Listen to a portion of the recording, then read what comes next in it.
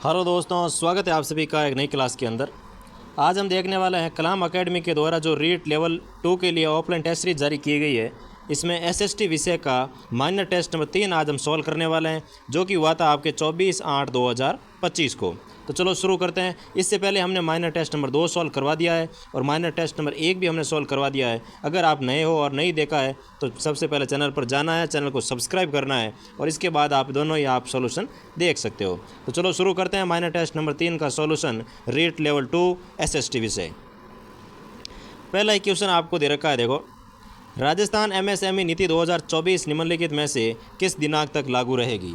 यानी कि जो राजस्थान एमएसएमई नीति है 2024 की, ये कौन सी तारीख तक है वो लागू रहने वाली है? तो वो आपके आ जाएगी इसमें 31 मार्च 2029 तक लागू रहेगी। नेक्स्ट क्वेश्चन आपको दे रखा है, राजस्थान में निम्न में से राज्य सरकार का उपक्रम नहीं है। तो राजस्थान में निम्न में से राज्य सरकार का उपक्रम है वो कौन सा नहीं है? तो वो इसमें आ जाएगा आपके Rajasthan drugs and pharmaceutical limited जो है, ये आपके राजस्थान सरकार का उपक्रम नहीं रहता है भाई।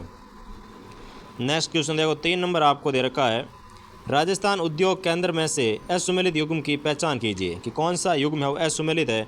तो इसमें आपके जो नीली पोल्ट्री दे रखा है यानी कि ब्लू पोल्ट्री, ये आपके अजमेर से संबंधित नहीं रहती है, ये आपके आती है जयपुर से, तो ये इसमें आपके असुमेलित हो जाएगा भाई।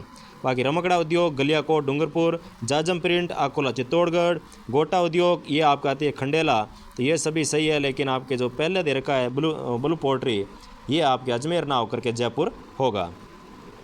नेक्स्ट क्वेश्चन देखो भाई, 4 नंबर आपको दे रखा है, निम्नलिखित में से कौन सा उद्योग स्थान सुमेलित नहीं है? तो कौन सा सही सुमेलित नहीं है उसका आपको चयन करके लिखना है। तो पहला दे रखा है स्टेट वुलन मिल्स, ये आपके रहती है बीकानेर के अंदर। सल्फ्यूरिक एसिड प्लांट जो है ये आपके रहता है अलवर के अंदर। सीमेंट जो है वो आपके रहती है लाखेरी बूंदी के अंदर।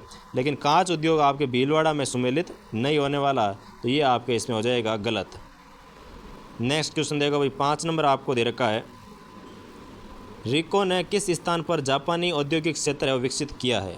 तो रिको के द्वारा जो जापानी औद्योगिक क्षेत्र विकसित किया गया था, तो वो आ जाएगा आपके नीमराणा अलवर के अंदर इसको विकसित किया गया था भाई।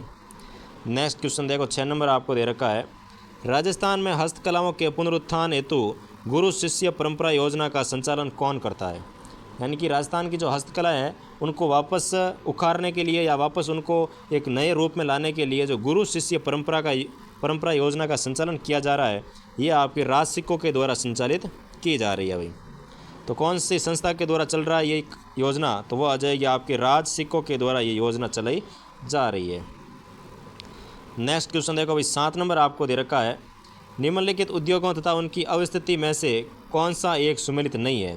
तो कौन सा एक सुमेलित नहीं है उसका आपको चयन करके लिखना है। एक तरफ उद्योग दे रखे हैं, सामने आपको दे रखी है अवस्थिति। तो सबसे पहला आपको दे रखा है टायर ट्यूब फैक्ट्री। तो टायर ट्यूब जो फैक्ट्री है ये आपके अलवर के अंदर स्थित है।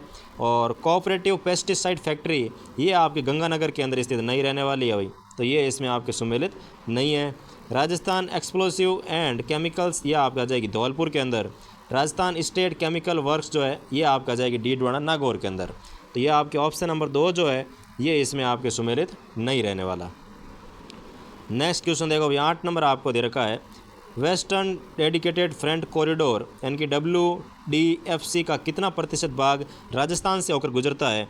तो इसमें आपका आ जाएगा राजस्थान से लगभग 38% भाग जो है वो इस कॉरिडोर का आपके राजस्थान से होकर के गुजरता है भाई। नेक्स्ट क्वेश्चन देखो भाई, 9 नंबर आपको दे रखा है, केंद्रीय इलेक्ट्रॉनिक इंजीनियरिंग अनुसंधान संस्थान स्थित है। यानी कि जो केंद्रीय इलेक्ट्रॉनिक इंजीनियरिंग अनुसंधान संस्थान है इसका आपके कहाँ पर स्थित है ये? तो वो आ जाएगी आपके पिल्लानी के अंदर स्थित रहती है भाई। नेक्स्ट क्वेश्चन देखो भाई, 10 नंबर आपको दे रखा है, निम्नलिखित सूचना पर विचार कीजिए। एक तरफ दे रखे हैं टेक्सटाइल पार्क, सामने दे रखे हैं आपको जिले, और इसमें आपको सुमेलित करके उपयुक्त में से सुमेलित का चयन करना है। मतलब कौन कौन से सुमेलित है उसका आपको चयन करके लिखना है भाई। तो सबसे पहले आपको दे रखा है नेक्स्ट जेन टेक्सटाइल पार्क, तो ये आ जाएगा आपके पाली के अंदर स्थित, बिल्कुल सही है। और दूसरा आपको दे रखा है किशनगढ़ हाईटेक टेक्सटाइल पार्क। तो किशनगढ़ हाईटेक टेक्सटाइल जो पार्क है ये आपके रहता है अजमेर के अंदर, बिल्कुल सही है। और जयपुर टेक्स्ट वीविंग पार्क जो जयपुर के अंदर, ये गलत है। जयपुर इंटीग्रेटेड टेक्सटाइल पार्क ये दौसा में, ये भी गलत है। तो आपके पहला और दूसरा दोनों सही है कि नेक्स्ट जेन टेक्सटाइल पार्क पाले के अंदर और किशनगढ़ हाईटेक टेक्सटाइल पार्क जो है वो आपके अजमेर के अंदर, यानी कि ऑप्शन नंबर 4 जो है ये आपके सही होगा भाई। नेक्स्ट क्वेश्चन देखो 11 नंबर आपको दे रखा है। 11 नंबर दे रखा है, निम्नलिखित में से कौन सा युग्म यानी कि नदी और उसके सामने दे रखा है उत्पत्ति स्थल सुमेलित नहीं है। तो कौन सा युग्म है वो सुमेलित नहीं है, उसका आपको चयन करके लिखना है। तो पहला दे रखा है रूपनगढ़ सांबर की पहाड़ियाँ, तो ये इसमें आपके पहला ही गलत हो जाएगा। सोता नदी, तो ये आ जाएगी बैराट की पहाड़ियों से निकलती है। कांतली नदी ये आपकी खंडेला की पहाड़ियों से निकलती है। रूपारेल नदी तो ये आपको निकलती है उदयनाथ की पहाड़ियों से निकलती है। लेकिन इसमें आपके रूपनगढ़ नदी जो है अजमेर से निकलती है, तो ये इसमें आपकी गलत हो गया भाई। नेक्स्ट क्वेश्चन देखो भाई 112 आपको दे रखा है, निम्न में से कौन सी सुमेलित नहीं है। मतलब इसमें आपको एक तरफ दे रखी है नदी, सामने दे रखी है उसकी सहायक नदियाँ, और कौन सा इसमें सुमेलित नहीं है वो आपको चयन करके लिखना है भाई। तो सोम नदी इसमें दे रखा है मेसा और सारणी नदी, तो पहला ही इसमें आपके सुमेलित नहीं है। बाकी माही नदी की सहायक नदियों में आती है मोरेर नदी और ईरू नदी। लूणी नदी की सहायक नदी आती है सागी नदी और बांडी नदी। साबरमती नदी की सहायक नदी आती है हतमती नदी और याजम नदी। लेकिन सोम नदी की ये नदियाँ आपके सहायक नहीं रहने वाली है, तो ये इसमें आपके सही सुमेलित नहीं है भाई। नेक्स्ट क्वेश्चन देखो भाई 13 नंबर आपको दे रखा है, निम्नलिखित युग्मों यानी कि नदी और प्रवाह दिशा में से सही सुमेलित युग्म की पहचान कीजिए। तो सही सुमेलित युग्म की पहचान करनी है तो वो आपके इसमें आ जाएगा। देखो पश्चिमी बनास उत्तर पूर्व यानी कि प्रवाह की दिशा आपको देखनी है, कौन सी दिशा है वो सही दे रखी है नदी की। तो उत्तर पूर्व में नहीं है। मोरेल नदी उत्तर पश्चिम, ये भी गलत है। साबी नदी उत्तर पूर्व में, ये बिल्कुल आपके सही है भाई, ये आपके उत्तर और पूर्व की ओर प्रवाहित होती है। कोठारी नदी दक्षिण पश्चिम, तो ये भी आपके इसमें गलत हो जाएगा। तो ऑप्शन नंबर 3 जो है ये इसमें आपके दिशा और नदी है वो सही सुमेलित रहने वाला है। नेक्स्ट क्वेश्चन देखो भाई 14 नंबर आपको दे रखा है, निम्न में से कौन सी नदी का उद्गम राजस्थान में नहीं हुआ है। कौन सी नदी है जिसका उद्गम है राजस्थान के अंदर नहीं हुआ है। तो इसमें आपके रहने वाला है, देखो एक तो इसमें आ जाएगा आपको जो काली सिंध नदी है ये आपके एमपी से आती है। दूसरा इसमें आपके पार्वती नदी जो है ये भी आपके इसमें एमपी से राजस्थान में प्रवेश करती है। तो इसमें राजस्थान का उद्गम किसका नहीं है, तो काली सिंध और पार्वती, यानी कि ऑप्शन ए और ऑप्शन 3 जो है इसमें आपके सही हो जाएगा भाई। नेक्स्ट क्वेश्चन देखो भाई 15 नंबर आपको दे रखा है, सूची 1 को सूची 2 से सुमेलित कीजिए। सूची 1 में दे रखे है जिले, सूची 2 में दे रखी है नदियाँ, तो कौन सा इसमें सही है उसका आपको चयन करके लिखना है भाई। तो उदयपुर जिला दे रखा है, इसकी नदियाँ कौन सी है, तो इसमें आपको आ जाएगी वाक्कल और साबरमती जो नदियाँ हैं ये आपके उदयपुर ज़िले की नदियाँ रहती है। फिर दे रखा है भीलवाड़ा, तो भीलवाड़ा की नदी आ जाएगी आपकी मानसी और मैनाल नदियाँ जो है ये आपके भीलवाड़ा की नदियाँ रहती है भाई। फिर दे रखा है भरतपुर, तो भरतपुर के अंदर आपके आ जाएगी गंभीरी नदी और जो पार्वती नदी है ये आपके भरतपुर के अंदर नदियाँ बहने वाली रहती है। फिर आती है जयपुर, तो जयपुर की नदियाँ आ जाएगी आपकी मोरेल नदी और ढूंढ नदी जो है इनका उद्गम स्थल कहाँ से हो जाएगा, तो जयपुर से रहने वाला है। यानी कि ऑप्शन नंबर इसमें देखो आपके आ जाएगा, पहले में आ जाएगा 3, दूसरे में आएगा 4, तीसरे में आएगा 2 और चौथे में आएगा 1। तो 3 4 2 1 जो है ये आपके ऑप्शन नंबर 4 इसमें बिल्कुल करेक्ट हो जाएगा भाई। नेक्स्ट क्वेश्चन देखो भाई 16 नंबर आपको दे रखा है, निम्नलिखित तथ्यों के आधार पर राजस्थान की नदी की पहचान कीजिए। यानी कि कुछ तथ्य दे रखे हैं नदी के बारे में, उस तथ्य के आधार पर आपको बताना है कि ये कौन सी नदी की विशेषता आपको दे रखी है। तो सबसे पहले आपको दे रखा है ये नदी मांडलगढ़ भीलवाड़ा से उद्गमित होती है। और फिर दे रखा है कि मांगली और घोड़ा पछाड़ जो है वो इसकी सहायक नदी रहती है। तो ये कौन सी नदी है जो मांडलगढ़ से उद्गमित होती है और मांगली और घोड़ा पछाड़ जो है वो इसकी सहायक नदी है। तो वो नदी आ जाएगी आपके मेज नदी भाई, ठीक है ना। ऑप्शन नंबर 4 इसका बिल्कुल करेक्ट हो जाएगा। नेक्स्ट क्वेश्चन देखो भाई 17 नंबर आपको दे रखा है, निम्नलिखित में से कौन सी नदी सांबर झील में नहीं गिरती है।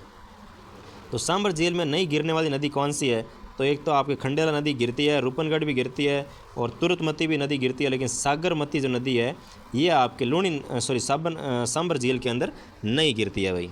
तो ऑप्शन नंबर 4 इसका बिल्कुल आपके करेक्ट हो जाएगा। नेक्स्ट क्वेश्चन देखो भाई 18 नंबर आपको दे रखा है, निम्नलिखित में से राजस्थान की सर्वाधिक जल उपलब्धता वाली नदी है। तो राजस्थान की सर्वाधिक जो जल उपलब्धता वाली नदी है वो कौन सी रहने वाली है, वो आ जाएगी आपके चंबल नदी जो है ये सर्वाधिक जल उपलब्धता वाली नदी रहती है।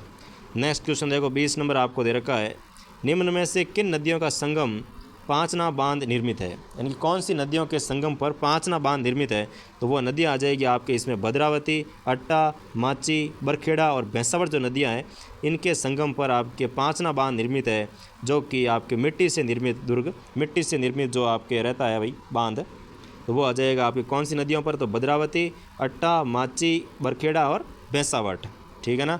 तो ऑप्शन नंबर 3 इसका बिल्कुल आपके करेक्ट हो जाएगा। नेक्स्ट क्वेश्चन देखो भाई 20 नंबर आपको दे रखा है, यदि हम बनास नदी के किनारे इसके संगम यानी कि अंत से उद्गम की ओर चलते हैं तो इसकी सहायक नदियों को किस क्रम में पाएंगे। यानी कि जो इसका बनास नदी का जो आखिरी पॉइंट आता है, अगर वहाँ से हम ऐसे चले उद्गम की ओर तो हम जो सहायक नदियों का क्रम रहता है वो कौन से क्रम के अकॉर्डिंग रहती है उसमें आपको बताना है। तो इस अकॉर्डिंग चलने पर सबसे पहले आएगी मानसी नदी, फिर आएगी आपकी खारी नदी, उसके बाद आएगी कोठारी नदी, फिर आएगी आपकी मेनाल नदी।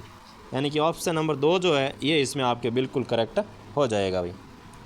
नेक्स्ट क्वेश्चन देखो 21 नंबर आपको दे रखा है, डांड संदर्भित है। तो डांड जो है ये किससे संदर्भित रहता है।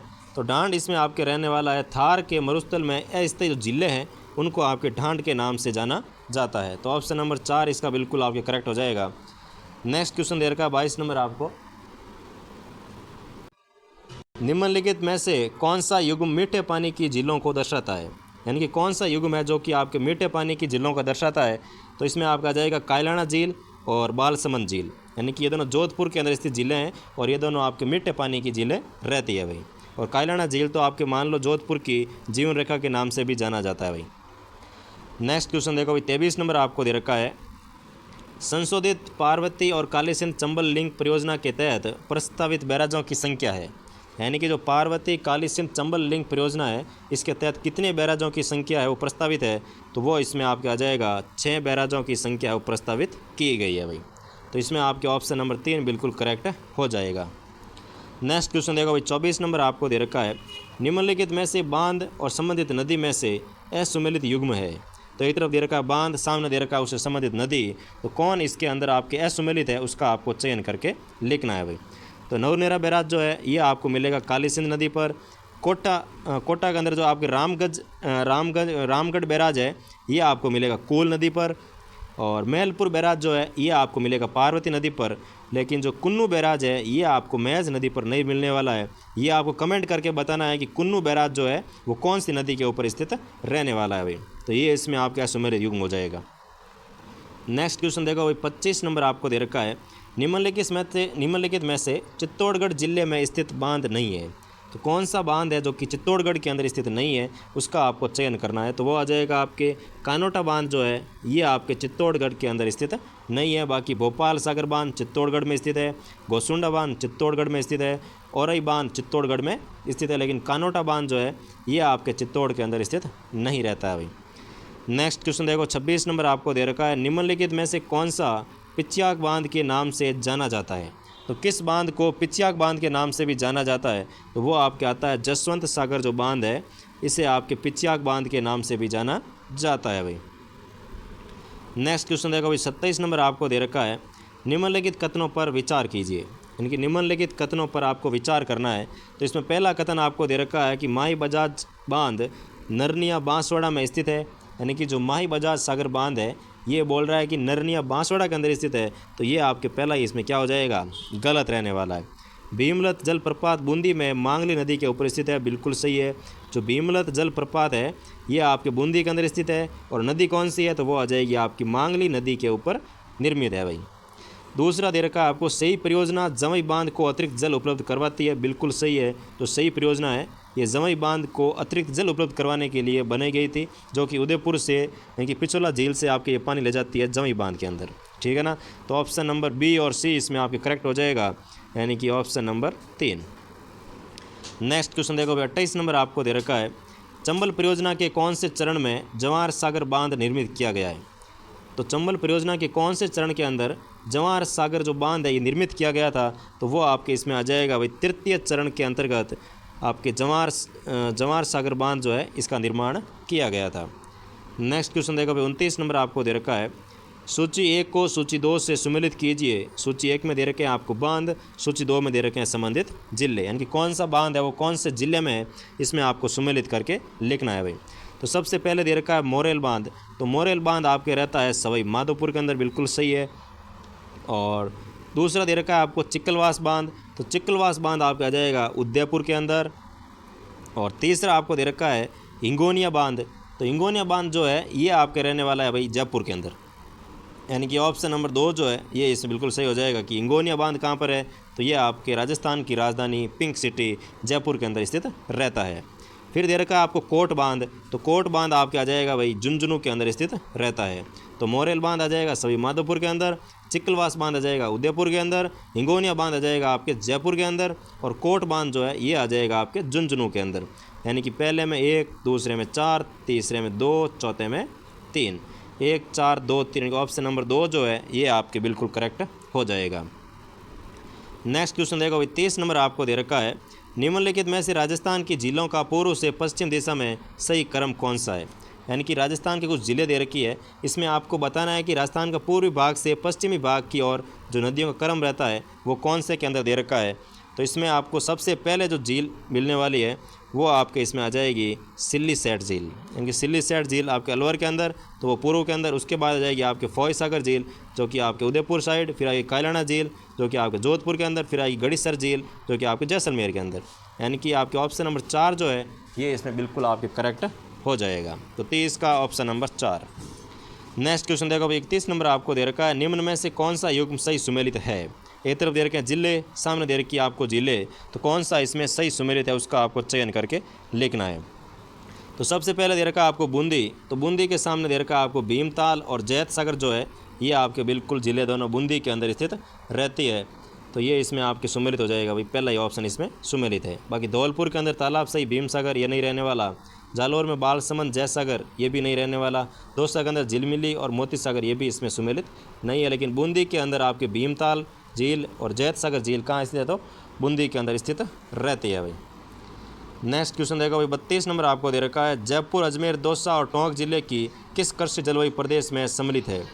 यानी कि जो जयपुर है, दौसा है, अजमेर है, टोंक है, ये किस जलवायु प्रदेश में सम्मिलित रहते हैं, तो वो आपके इसमें आता है भाई तीसरा ए, यानी कि अर्ध शुष्क जलवायु जो मैदान आता है, अर्ध शुष्क पूर्वी मैदान, इसके अंतर्गत आपके जयपुर, अजमेर, दौसा, टोंक है वो शामिल रहते हैं। यानी कि ऑप्शन नंबर 4 इसका बिल्कुल आपके करेक्ट हो जाएगा।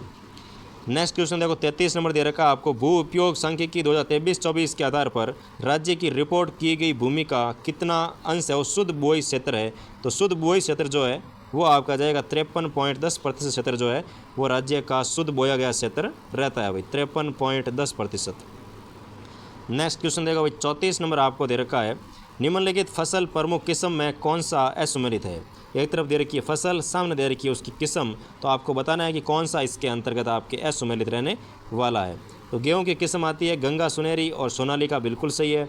चावल की आती है आपके माई सुगंधा और बासमती, बिल्कुल सही है। सरसों की रहती है आपके पुस्सा, बोल्ड और पीताम्बरी, ये भी बिल्कुल सही है। लेकिन बाजरा की जो आपको दे रखी है ज्योति और राजकिरण, ये इसमें आपके सुमेलित नहीं रहने वाली। नेक्स्ट क्वेश्चन देखो भाई 35 नंबर आपको दे रखा है, राजस्थान कृषि उत्पादन वर्ष 2023-24 की तुलना में 2024-25 में निम्न में से कौन सी फसलें के उत्पादन में कमी दर्ज की गई। तो कौन सी फसलों के अंतर्गत आपको कमी दर्ज की गई है, तो वो इसमें आ जाएगा आपके तिलहन के अंदर कमी हुई है और कपास के अंतर्गत आपको कमी देखने को मिलती है भाई। तो ऑप्शन नंबर 4 जो है ये इसमें आपके बिल्कुल सही हो जाएगा। नेक्स्ट क्वेश्चन देखो भाई 36 नंबर आपको दे रखा है, राजस्थान में भील जनजाति द्वारा पहाड़ी व ढलान पर की जाने वाली कृषि कहलाती है। यानी कि भीलों के द्वारा जो पहाड़ और इसकी ढलान पर जो कृषि की जाती है उसे चिमाता के नाम से जाना जाता है। यानी कि ऑप्शन नंबर 1 इसका बिल्कुल आपके करेक्ट हो जाएगा भाई। नेक्स्ट क्वेश्चन देखो भाई 37 नंबर आपको दे रखा है, निम्न में से कौन सा युग्म है वो सही नहीं है। एक तरफ दे रखी है फसल, सामने दे रखा है 2022-23 में राजस्थान का स्थान, राजस्थान का भारत में कौन सा स्थान है वो दे रखा है। इसमें आपको सही नहीं है उसका आपको चयन करके लिखना है। तो मूंगफली के अंदर इसने कहा कि तीसरा स्थान है जो कि आपके सुमेलित नहीं रहने वाला। सोयाबीन के अंदर राजस्थान का तीसरा स्थान है। रैपिड सीड और सरसों के अंदर राजस्थान का प्रथम स्थान है। बाजरा के अंदर राजस्थान का प्रथम स्थान रहता है। तो इसमें आपके पहला ही ऑप्शन है वो सुमेलित या सही नहीं है। नेक्स्ट क्वेश्चन देखो 38 नंबर आपको दे रखा है, निम्नलिखित उद्यानिकी फसल व संबंधित स्थल में से असुमेलित युग्म कौन सा है उसका आपको चयन करके लिखना है भाई। पहला दे रखा आपको सब्जी फसल उत्कृष्टता के अंदर जो कि बूंदी के अंदर स्थित है, बिल्कुल सही है। खजूर उत्कृष्टता के अंदर जो कि नाता कोटा, बिल्कुल गलत है। दूसरा इसमें आपका असुमेलित हो जाएगा। आम उत्कृष्टता के अंदर आपकी खेमरी धौलपुर में रहने वाला है, बिल्कुल सही है।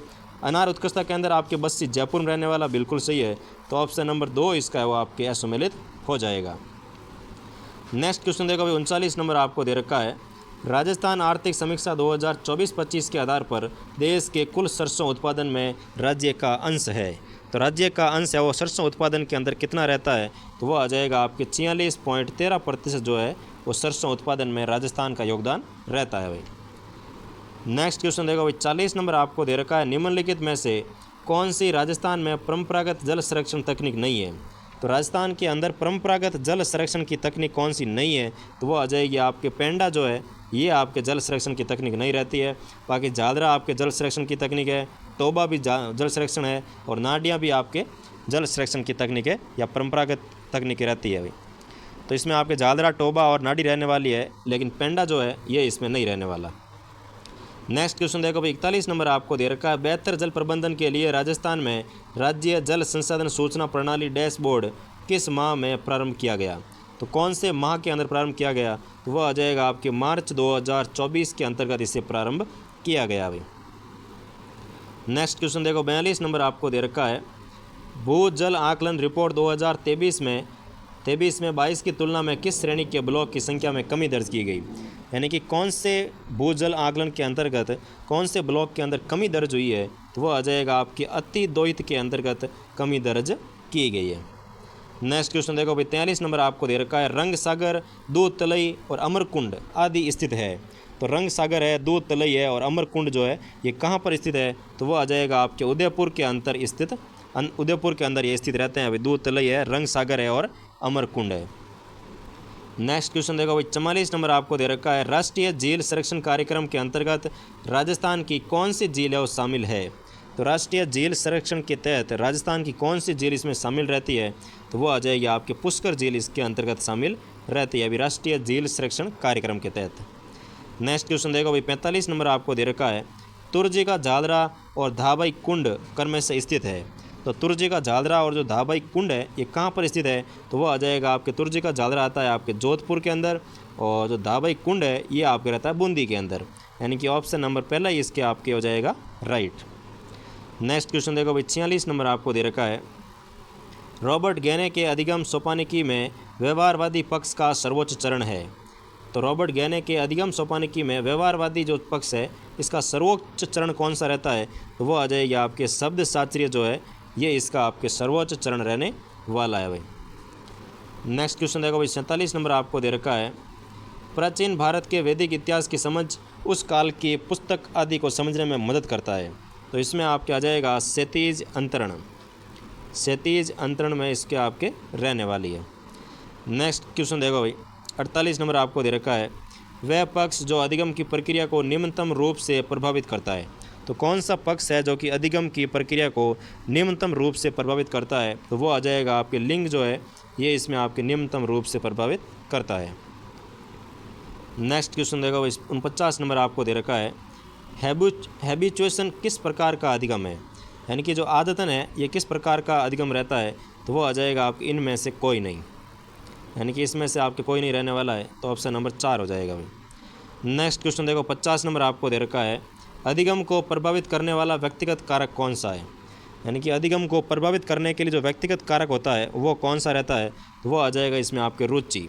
यानी कि अगर आपकी रुचि नहीं है सीखने में तो वो आपको फिर कोई भी नहीं पढ़ा सकता भाई, चाहे वो कितना भी अच्छा टीचर होगा, वर्ल्ड का सबसे बेस्ट टीचर होगा, लेकिन आपकी अगर रुचि नहीं है तो आप कुछ भी नहीं भी सीख सकते। इसलिए अधिगम को प्रभावित करने वाला जो व्यक्तिगत कारक होता है वो आपके इसमें रुचि रहने वाला है।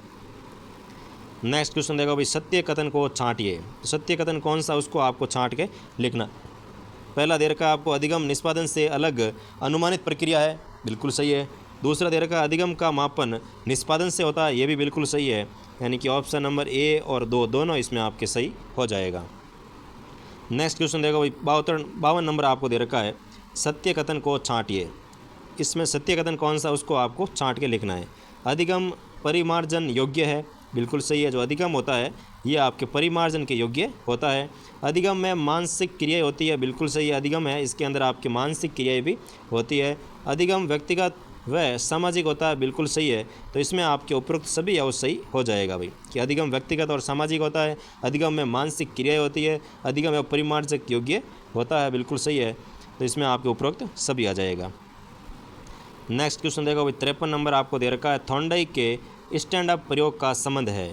तो थॉर्नडाइक का जो स्टैंड अप प्रयोग है इसका संबंध किससे रहता है, तो वो आ जाएगा आपके शास्त्रीय अनुबंधन से संबंधित रहने वाला है भाई। तो ऑप्शन नंबर 1 इसका बिल्कुल आपके करेक्ट हो जाएगा, शास्त्रीय अनुबंधन, ऑप्शन नंबर 1।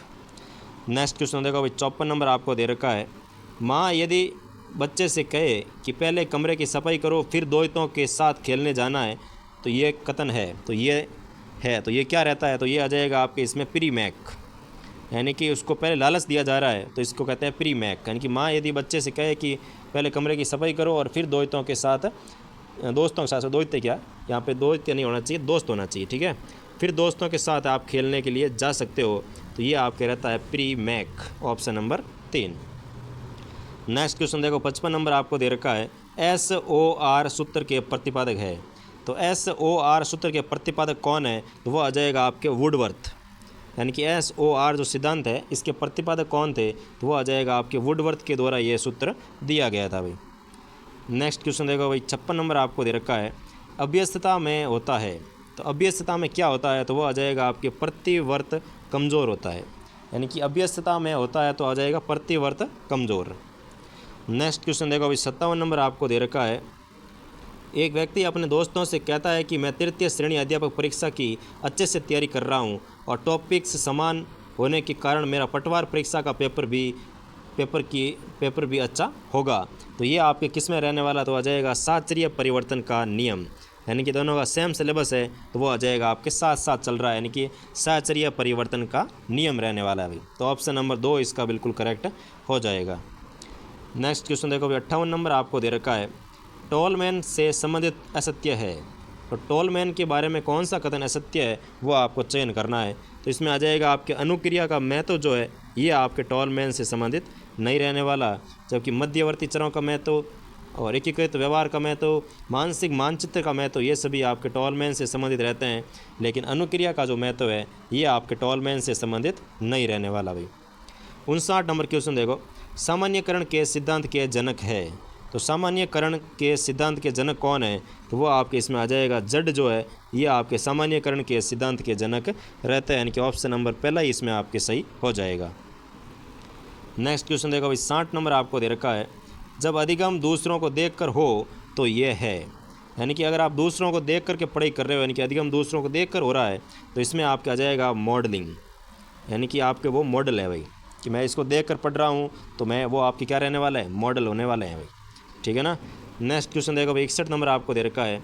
निम्नलिखित में से कौन सा शास्त्रीय अनुबंधन का उदाहरण नहीं है, तो शास्त्रीय अनुबंधन का उदाहरण कौन सा नहीं है, तो वो आ जाएगा आपकी इसमें देखो, बच्चा बार बार जलने के बाद आग से डरने लगता है, तो ये आपके शास्त्रीय अनुबंधन रहता है। अस्पताल की गंध पाते ही मरीज़ को घबराहट महसूस होती है, बिल्कुल ये भी आपके शास्त्रीय अनुबंधन रहने वाला है। घंटी बजते ही कुत्ता भोजन की आशा में लार टपकाता है, तो ये भी आपके इसमें शास्त्रीय अनुबंधन रहने वाला है। जबकि होमवर्क करने पर शिक्षक से टॉपी पाकर आगे भी होमवर्क करता है, ये इसमें आपके शास्त्रीय अनुबंधन नहीं रहने वाला, तो ऑप्शन नंबर 4 इसका बिल्कुल आपके करेक्ट हो जाएगा भाई। नेक्स्ट क्वेश्चन देखो 62 नंबर आपको दे रखा है।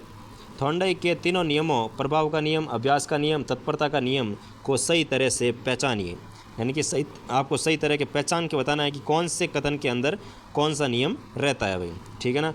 तो पहला आपको दे रखा है देखो, एक बच्चा साइकिल चलाना सीख रहा है, शुरू में गिरता है, चोट खाता है, पर रोज़ प्रैक्टिस करने से आखिरकार बैलेंस पकड़ लेता है, तो रोज़ प्रैक्टिस कर रहा है, यानी कि वो अभ्यास का नियम हो गया भाई, तो इसमें आपके आ जाएगा अभ्यास का नियम, ठीक है ना।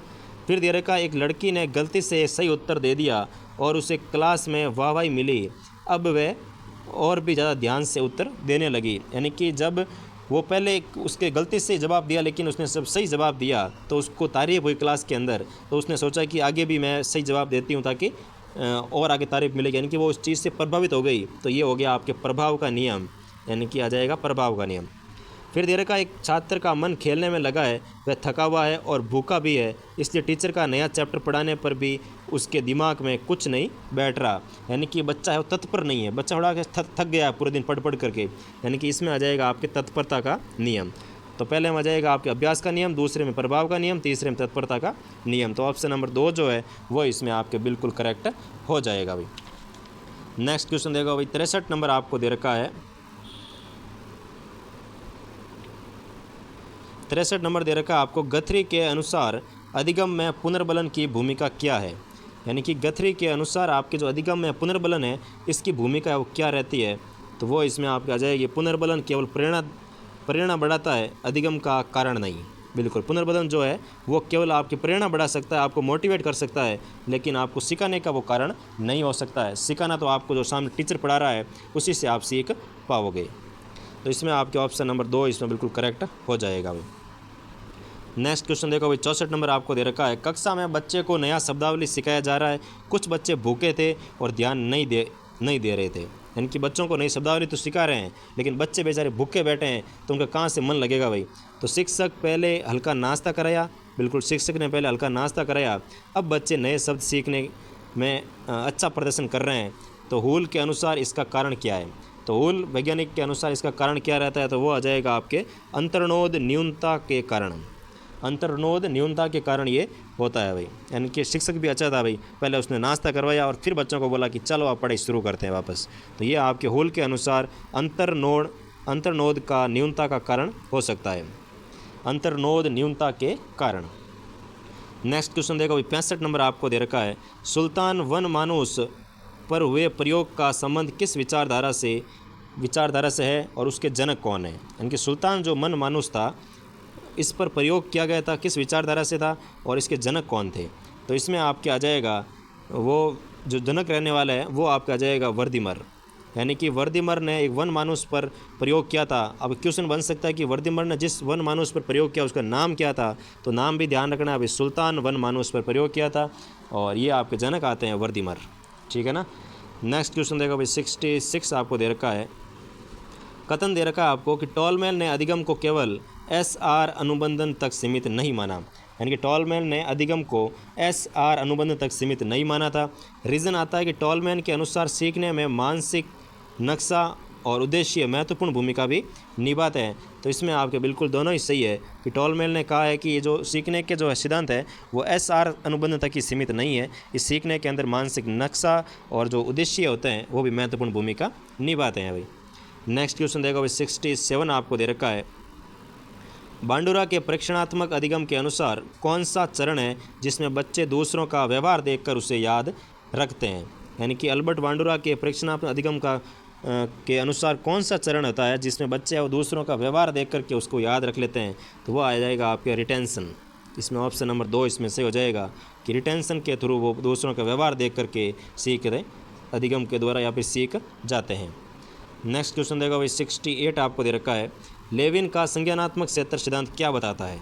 तो लेविन का जो संज्ञानात्मक क्षेत्र का सिद्धांत है ये क्या बताता है। तो वो आ जाएगा आपके व्यवहार व्यक्ति और उसके पर्यावरण के बीच अंतर क्रिया का परिणाम होता है। ये लेविन के अनुसार संज्ञानात्मक क्षेत्र का सिद्धांत ये कहता है कि व्यवहार जो है वो व्यक्ति और उसके पर्यावरण के बीच अंतर क्रिया का परिणाम होता है भाई। नेक्स्ट क्वेश्चन देखो भाई, 69 आपको दे रखा है।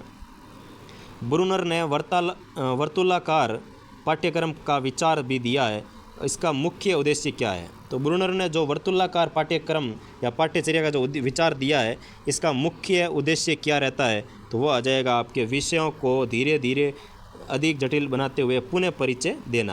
यानी कि विषयों को धीरे धीरे थोड़ी जटिल बनाते हुए पुनः परिचय से पढ़ाते हुए। नेक्स्ट क्वेश्चन देखो भाई, 70 नंबर आपको दे रखा है। वॉटसन के प्रयोग में बच्चा केवल सफ़ेद चूहे से नहीं डरता अपितु सभी सफ़ेद वस्तुओं से डरने लग जाता है, ये है। यानी कि वॉटसन के प्रयोग में जो बच्चा है वो सफ़ेद चूहे से तो नहीं डरता है लेकिन बाकी जितनी भी सफ़ेद वस्तुएं होती है उससे डरता है। तो वो आपके आ जाएगा इसमें उद्दीपन सामान्यकरण का रहने वाला है। यानी कि उद्दीपन सामान्यकरण के तहत बच्चा है वो सफ़ेद चूहे से तो नहीं डरता है लेकिन बाकी सभी सफ़ेद वस्तुओं से डरता है भाई। नेक्स्ट क्वेश्चन देखो, 71 नंबर आपको दे रखा है। 38वें राष्ट्रीय खेलों में स्वर्ण पदक विजेता किस खेल से खिलाड़ी हरचरण सिंह का संबंध है।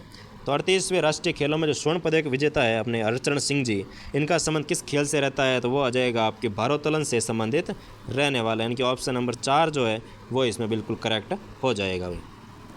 नेक्स्ट क्वेश्चन देखो भाई, 72 आपको दे रखा है। चीन में आयोजित 10वीं वुशु चैंपियनशिप में राजस्थान के किस खिलाड़ी ने 65 किलोग्राम भार वर्ग में कांस्य पदक जीता है। तो चीन के अंदर आयोजित 10वीं वुशु चैंपियनशिप हुई थी, उसमें राजस्थान के कौन से खिलाड़ी ने 65 किलोग्राम भार वर्ग में कांस्य पदक जीता है। तो वह आपका जाएगा नितिका बंसल जो है, इन्होंने कांस्य पदक जीता है अभी। नेक्स्ट क्वेश्चन देखो, 73 नंबर। निम्नलिखित में से राजस्थान के ऐसे खिलाड़ी का चयन कीजिए जिसने पैरालंपिक खेलों में 2 स्वर्ण और 1 रजत पदक जीता है। तो वो आपका आ जाएगा भाई देवेंद्र झांझड़िया जो है, इन्होंने पैरा ओलंपिक खेलों में 2 स्वर्ण पदक जीते हैं और 1 रजत पदक भी जीता है। नेक्स्ट क्वेश्चन देखो 74 आपको दे रखा है, निम्नलिखित में से राजस्थान के किस खिलाड़ी को एथलेटिक्स फेडरेशन ऑफ इंडिया की 5 सदस्यीय एथलेटिक्स कमीशन का निर्विरोध सदस्य चुना गया था? तो वो आपके इसमें रहता है कृष्णा पूनिया जी को इसके तहत निर्विरोध एथलेट कमीशन का सदस्य चुना गया था भाई। तो क्वेश्चन नंबर 74 का कृष्णा पूनिया आपके सही आंसर रहने वाला है। नेक्स्ट क्वेश्चन देखो भाई 75 आपको दे रखा है, पेरिस ओलंपिक 2024 में भाग लेने वाले राजस्थान के खिलाड़ी अनंतजीत सिंह नरूका किस खेल से संबंधित है? तो पेरिस ओलंपिक 2024 में भाग लेने वाले जो अनंतजीत सिंह नरूका है, इनका संबंध किस खेल से रहता है? तो वो आपका जाएगा निशानेबाजी से संबंधित रहने वाले हैं अभी। नेक्स्ट क्वेश्चन देखो आपको दे रखा है 76, दिव्य कीर्ति सिंह राठौड़ के संबंध में असत्य कथन है? तो इसमें आपका असत्य कथन आ जाएगा कि झुंझुनू निवासी दिव्य कीर्ति सिंह घुड़सवारी से संबंधित है। तो ये आपके इसमें झुंझुनू से संबंधित नहीं रहने वाला, तो ऑप्शन नंबर पहला इसमें आपके असत्य हो जाएगा भाई। बाकी सभी इसके आपके सत्य रहने वाले हैं। वर्ष 2024 में अर्जुन अवार्ड से सम्मानित राजस्थान के खिलाड़ी कौन है? यानी अर्जुन अवार्ड से सम्मानित होने वाले राजस्थान के खिलाड़ी कौन कौन है? तो वो इसमें आपके आ जाएगा मोना अग्रवाल जो है, इनको आपके अर्जुन अवार्ड 2024 से सम्मानित किया गया था। नेक्स्ट क्वेश्चन देखो 78 आपको दे रखा है, राजस्थान के निम्नलिखित खिलाड़ियों के संबंध में असुमेलित युग्म का चयन कीजिए। यानी कि कौन सा है वो असुमेलित है, उसका आपको चयन करके लिखना है। तो खुशीराम का संबंध रहता है आपके बास्केटबॉल से, भुवनेश्वरी कुमारी का संबंध रहता है आपके स्क्वैश से, लक्ष्मण सिंह का संबंध है आपके गोल्फ से, लेकिन बजरंग लाल जो ताकर है इनका संबंध घुड़सवारी से नहीं रहने वाला। यानी कि ऑप्शन नंबर 4 जो है वो आपके इसमें असत्य या असुमेलित हो जाएगा भाई। नेक्स्ट क्वेश्चन देखो भाई 79 आपको दे रखा है, प्रथम महाराणा प्रताप पुरस्कार 1982-83 में निम्न में से किस खिलाड़ी को प्रदान नहीं किया गया? यानी कि जो पहली बार महाराणा प्रताप पुरस्कार 1982-83 में दिया गया था, उसमें निम्न में से कौन से खिलाड़ी को नहीं दिया गया? तो वो आपका जाएगा रामदेव शर्मा को यह पुरस्कार नहीं दिया गया था भाई। नेक्स्ट क्वेश्चन देखो 80 नंबर आपको दे रखा है, निम्न में से राजस्थानी में लोक व्यवहार के आधार पर अहमनी नाम से आख्यान काव्य किसने लिखा? यानी कि जो अहमनी है इस नाम से आख्यान काव्य है वो किसने लिखा है? तो वो आपका आ जाएगा डहलजी जो है, इनके जितने भी आपके आख्यान काव्य है वो आपके अहमनी नाम से मिलने वाले हैं भाई। ठीक है ना। नेक्स्ट क्वेश्चन देखो 81 आपको दे रखा है, निम्नलिखित में से कौन सी एक रचना मध्यकालीन चारण साहित्य की नहीं है? यानी कि मध्यकालीन चारण साहित्य की कौन सी रचना है वो नहीं रहने वाली? तो वो इसमें आ जाएगा आपके गुण विजय बिया जो है, ये आपके इसमें चारण साहित्य की रचना नहीं है। जबकि रतन रासो, गज गुण रूपक, राव जैतसिरो छंद, ये सभी आपके मध्यकालीन चारण साहित्य की रहती है भाई। नेक्स्ट क्वेश्चन देखो 82 आपको दे रखा है, निम्नलिखित में से लेखक और रचना कौन सा युग्म है वो सही सुमेलित नहीं है, उसका आपको चयन करके लिखना है कि कौन सा सही सुमेलित नहीं है। तो पहला दे रखा है कर्णिदान, तो कर्णिदान की रचना दे रखी है आपको जस रत्नाकर, जो कि इसमें सुमेलित नहीं है। और गार्डन गोपीनाथ, इनकी आ जाती है आपके ग्रंथ राज। और बारठ आशा, इनकी ग्रंथ आता है आपके बाग जीरा दुआ। और हमीरदान रत्नू, इनकी रचना आती है आपके देसल जीरी वचनी का। यानी कि आपके दूसरा तीसरा चौथा आपके सही सुमेलित है, लेकिन पहला ही इसमें आपके सुमेलित नहीं रहने वाला। नेक्स्ट क्वेश्चन देखो भाई 83 आपको दे रखा है, निम्न में से लोक साहित्य किसकी गिनती नहीं होती? यानी कि लोक साहित्य में किसकी गिनती है वो नहीं होती है? तो वो आ जाएगा आपके जो एकांकी है, इसकी गिनती लोक साहित्य के अंतर्गत नहीं की जाती है। नेक्स्ट क्वेश्चन देखो भाई 84 आपको दे रखा है, निम्नलिखित में से किस मध्यकालीन रचना को दुर्सा आडा ने 5वां वेद और 19वें पुराण की संज्ञा दी थी? यानी कि दुर्सा आडा ने कौन से रचना को 5वां वेद और 19वें पुराण की संज्ञा दी थी?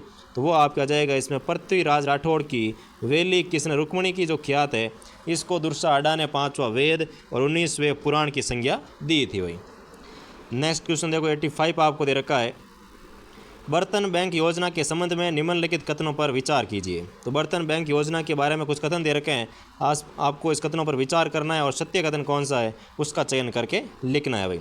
तो पहला कथन दे रखा है, इस योजना के अंतर्गत प्रदेश का जो पहला बर्तन बैंक है वो खैराबाद कोटा में खोला जाएगा। बिल्कुल सही है, जो इसका पहला बर्तन बैंक खुलेगा वो खैराबाद कोटा के अंदर खोला जाएगा भाई।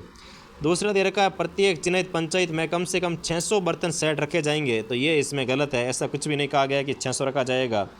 नेक्स्ट टॉपिक देखो इसका, सी आपको दे रखा है, इस योजना के अंतर्गत सामाजिक समारोह हेतु 3 रुपये प्रति सेट किराए की दर से बर्तन उपलब्ध होंगे। बिल्कुल सही है भाई।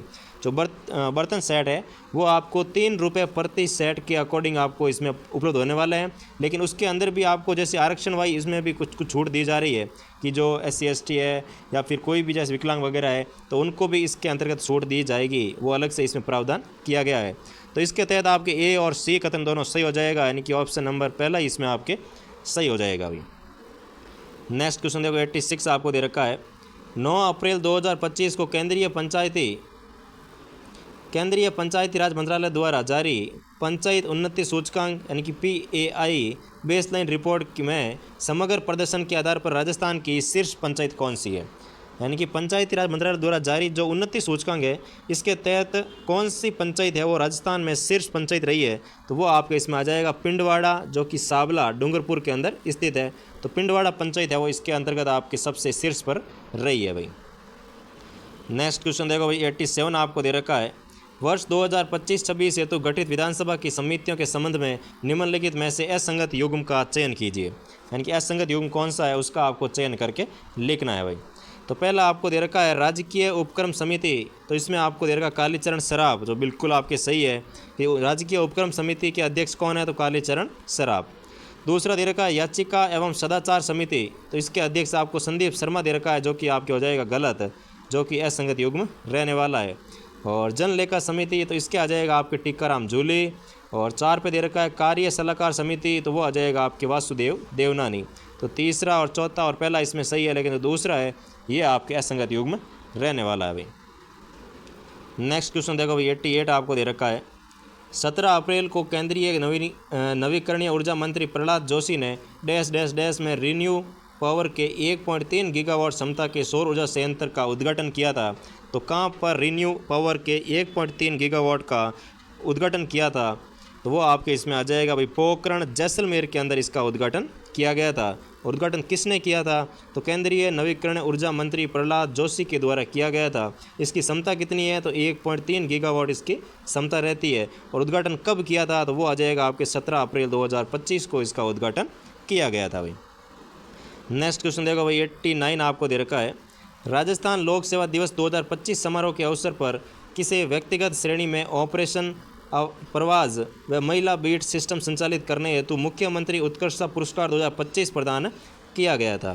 तो ये आपके इसमें आ जाएगा अनिल कुमार बेनीवाल जी को मुख्यमंत्री उत्कृष्टता पुरस्कार 2025 से सम्मानित किया गया भाई। नेक्स्ट क्वेश्चन देखो 90 नंबर आपको दे रखा है, अंडर 20 राष्ट्रीय कुश्ती चैंपियनशिप के संबंध में निम्नलिखित कथनों पर विचार कीजिए। यानी कि अंडर 20 जो राष्ट्रीय कुश्ती चैंपियनशिप अभी आयोजित हुई है इसके बारे में कुछ कथन दे रखे हैं, आपको इसमें से सत्य कथन का चयन करना है भाई। तो पहला आपको दे रखा है 20 से लेकर 22 अप्रैल तक इस चैंपियनशिप का आयोजन जयपुर में किया जाएगा। तो इसमें आपके जयपुर के अंदर इसका आयोजन है वो नहीं किया जाएगा भाई। दूसरा दे रखा है इस प्रतियोगिता के जूनियर वर्ग फ्री स्टाइल कुश्ती में 61 किलोग्राम भार वर्ग में युद्धवीर सिंह बराड़ ने स्वर्ण पदक जीता है। तो ये भी इसमें आपके सत्य नहीं है, यानी कि इसमें आपके दोनों ही वो सत्य नहीं है। तो न तो एक सत्य है न आपके बी सत्य है। नेक्स्ट क्वेश्चन देखो भाई 91 आपको दे रखा है, दिल्ली सल्तनत के निम्नांकित वंशों को कालक्रमानुसार व्यवस्थित कीजिए। यानी कि कौन सा वंश कब शासन करने के लिए आया था, तो इस काल के अनुसार आपको क्रम वाइज व्यवस्थित करके लिखना है भाई। तो सबसे पहले जो आए थे वो आपके आ जाएगा इसके तहत खिलजी वंश, यानी कि ए आ जाएगा इसमें। और इसके बाद आपके रहने वाला है तुगलक वंश, यानी कि डी आ जाएगा भाई। फिर आपके इसमें रहने वाला है सैयद वंश, यानी कि बी आ जाएगा। और उसके बाद आ जाएगा आपके लोधी वंश, यानी कि ए डी और बी सी। तो ऑप्शन नंबर आपके ए डी बी सी, यानी ऑप्शन नंबर 3 जो है ये इसमें आपके बिल्कुल करेक्ट हो जाएगा भाई। नेक्स्ट क्वेश्चन देखो 92 आपको दे रखा है, तुर्कान ए चहलगानी नामक संगठन किसने बनाया था। तो तुर्कान ए जो चहलगानी नामक संगठन है ये बनाने वाले आपके आते हैं भाई शमसुद्दीन इल्तुतमिश के द्वारा ये बनाया गया था, तुर्कान ए चहलगामी। नेक्स्ट क्वेश्चन देखो भाई 93 आपको दे रखा है, अलाउद्दीन खिलजी की बाजार व्यवस्था के संबंध में निम्न कथनों पर विचार कर असत्य कथन बताइए। क्या सत्य कथन कौन सा है उसका आपको चयन करके लिखना है भाई।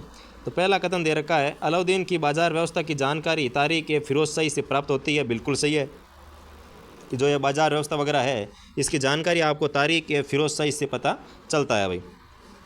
दूसरा दे रखा है आपको, खिलजी ने प्रत्येक बाजार के लिए सेना एवं मंडी नामक अधिकारी की नियुक्ति की थी, जो उस बाजार का नियंत्रण करता था, पूरा कंट्रोल रखता था अपने पास। यानी कि ऑप्शन नंबर 2 भी इसमें बिल्कुल सही है। तीसरा दे रखा अलाउद्दीन की बाजार व्यवस्था का उद्देश्य विदेशी निर्यातों को नियंत्रित करना, बिल्कुल गलत है भाई। विदेशी निर्यातों के बारे में इसमें कुछ भी नहीं कहा गया था। और 4 नंबर दे रखा अलाउद्दीन के 3 प्रकार के बाजार बनाए थे, बिल्कुल सही, अलाउद्दीन ने 3 प्रकार के बाजार भी बनाए थे। यानी कि आपके इसमें ऑप्शन नंबर तीसरा जो है वो इसमें असत्य रहने वाला है भाई। नेक्स्ट क्वेश्चन देखो भाई, 94 आपको दे रखा है वह प्रथम सल्तनत कालीन शासक कौन था जिसने सिंचाई के लिए नहरों का निर्माण करवाया था। यानी कि सिंचाई के लिए नहरों का निर्माण करवाने वाला सल्तनत कालीन शासक कौन था, तो वो आपके इसमें आ जाएगा गियासुद्दीन तुगलक के द्वारा नहरों का निर्माण किया गया था सिंचाई के लिए। नेक्स्ट क्वेश्चन देखो भाई, 95 आपको दे रखा है निम्न कथन व कारण पर विचार कर सही उत्तर का चयन कीजिए। कथन और कारण आपको दे रखा है और आपको इसमें से सही उत्तर का चयन करके लिखना है भाई। कथन दे रखा है इल्तुतमिश को भारत में मकबरा शैली का जन्मदाता माना जाता है। इसका कारण आता है नासिरुद्दीन महमूद का मकबरा भारत में सल्तनत कालीन प्रथम मकबरा था। यानी कि इसमें आपके आ जाएगा कि इसमें ए और बी दोनों का सही है और कारण आर है वो कथन ए की बिल्कुल व्याख्या भी इसमें करता है, क्योंकि इल्तुतमिश को भारत में मकबरा शैली का जन्मदाता कहते हैं क्योंकि इसने नासिरुद्दीन मोहम्मद का मकबरा भारत में सल्तनत कालीन प्रथम मकबरा था जो कि इल्तुतमिश के द्वारा बनाया गया था, इसलिए इसको जन्मदाता भी कहा जाता है। नेक्स्ट क्वेश्चन देखो भाई, 96 आपको दे रखा है दिल्ली सल्तनत पर सबसे लंबे समय तक शासन करने वाला शासक कौन था। यानी कि दिल्ली सल्तनत पर सबसे लंबे समय तक शासन करने वाला शासक कौन था, तो वो आपका आ जाएगा बेहलोल लोदी जो है, उन्होंने सबसे लंबे समय तक दिल्ली पर शासन किया था भाई।